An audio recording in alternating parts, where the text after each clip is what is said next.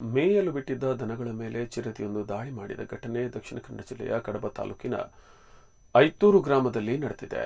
ಐತೂರು ಗ್ರಾಮ ಪಂಚಾಯತ್ ವ್ಯಾಪ್ತಿಯ ಕಲ್ಲಾಜೆ ಅಂತಿಬೆಟ್ಟು ಪ್ರದೇಶದಲ್ಲಿ ಲಕ್ಷ್ಮಣಗೌಡ ಎಂಬುವರಿಗೆ ಸೇರಿದ ದನ ಮತ್ತು ಕರುವಿನ ಮೇಲೆ ದಾಳಿ ಮಾಡಿದ್ದು 2 ದನಗಳು ಗಂಭೀರವಾಗಿ ಗಾಯಗೊಂಡಿವೆ. ಕಳೆದ 2 ತಿಂಗಳಿಂದ ಸುಮಾರು 20ಕ್ಕೂ ಹೆಚ್ಚು ದನಗಳ ಮೇಲೆ ದಾಳಿ ಮಾಡಿರುವುದಾಗಿ ಗ್ರಾಮದ ನಿವಾಸಿಗಳು ಮಾಹಿತಿ ನೀಡಿದ್ದಾರೆ.